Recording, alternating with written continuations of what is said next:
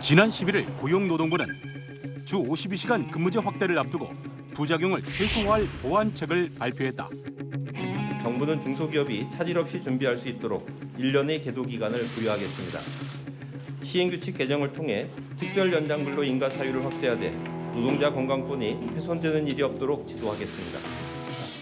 이번 말씀드렸다시피 발표의 핵심은 내년 1월 1일부터 주 이제 52시간 적용을 받는 영세 기업에 대해서 1년의 계도 기간 부여하는 것인데, 일단 앞서 말씀드렸다시피 기업의 입장에서 사실 좀 낮다라고 볼 수 있겠는데, 뭐 이제 또 우려하는 바도 있겠습니다. 김성희 교수님. 예, 300인 이상 사업장 할 때 9개월 정도 계도 기간을 부여했는데요. 이번에 50인 이상 300인 미만에는 1년 플러스 네. 시정 조치까지 하면 1년 6개월 아하. 이렇게 했습니다. 우리가 주 40시간제 갈 때 2004년부터 2011년 7년에 걸쳐서 갔거든요. 네. 이게 법정 노동시간 단축이니까. 그런데 이번 사안은 이게 노동시간 정상화죠. 그러니까 68시간까지 가능했던 건 일주일을 5일로 보고 토요일, 일요일 16시간 근무는 주 최대 한도 시간에서 제외했기 때문에 예. 그런 잘못된 행정 해석을 바로잡는 정상화하는데 지금 3년에 걸쳐 가기로 여야 합의로 법을 통과시킨 다음에 예. 계도 기간을 이렇게 부여하면 한 6년이 최소 6년이 걸린다라는 건데 예.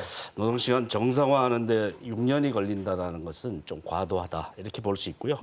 문제는 준비되어 있는 기업이 61%라고 김순택 박사님이 실태조사하신 걸로 아는데 예, 노동부 의뢰로 노동연구원에서 한 조사 결과가 50인, 299인 사업장에서 61%가 이미 준비돼 있고 예. 준비가 안 된 데가 7.2%라고 나와 있습니다.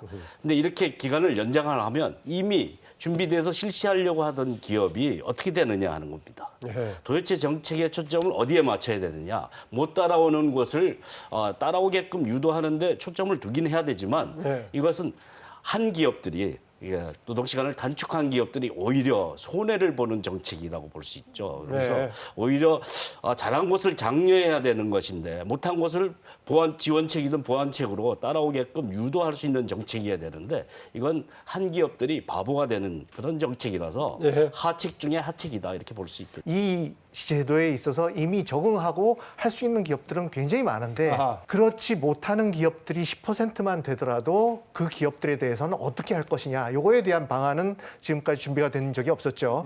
그리고 특히 그 30인에서 299인까지의 중소기업에 있어서는 특히 제조업이 문제인데요. 원하청 관계의 하청에 있는 기업들 같은 경우에는 이것이 주문이 내려왔을 때에 주 52시간제를 해야 되기 때문에 우리가 시간이 좀 더 필요합니다라는 그런 교섭을 할 만한 거래 능력이 있는 기업들이 좀 적습니다. 예. 그리고 1년 내내 52시간 이상이라는 게 아니고 어느 기간에 갑자기 일이 밀려가지고 52시간을 좀 넘겨야 되는 그런 경우들이 발생할 수 있는데 예. 그런 경우들에 대한 그 원청 측의 변화는 없는 상태에서 하청 측에서 이것을 좌우할 수 있는 그런 부분이 여력이 없다. 그래서 네. 그 부분에 있어서는 이런 부분들이 좀 조정이 될 수 있는 시간이 필요하다는 얘기들을 그동안에 계속해 왔고요. 네. 그리고 지금 특별 연장 근로 같은 경우에는 이게 뭐 무한대로 장시간 근로를 할 수 있는 걸로 악용이 돼서는 곤란하겠죠. 그런데 기업들이 정말로 어려운 사정이 있을 경우에만 허용하는 것으로 만약에 운영을 한다면 네. 그러면은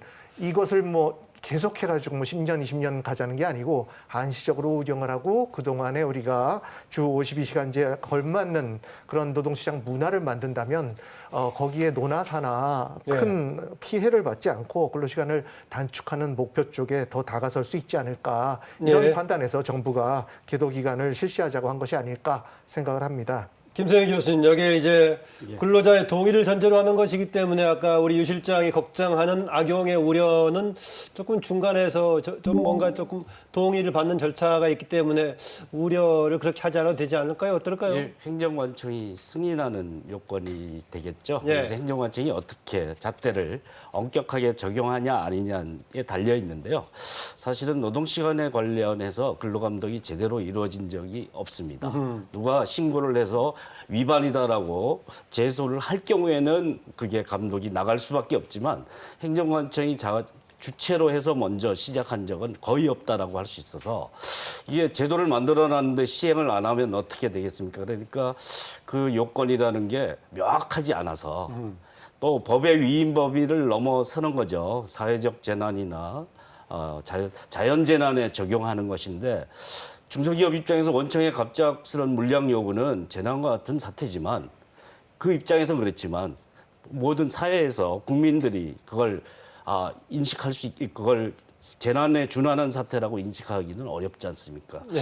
그걸 이제 어떤 잣대를 명확하게 적용할 것이냐에 대한 명확성의 요건도 문제가 있고, 그다음 특별 연장 근로 제도를 준용하는 것은 사실 특별 연장 근로를 규정하고 있는 근로기준법의 위임사항을 넘어서는 과도한 행정 해석이라는.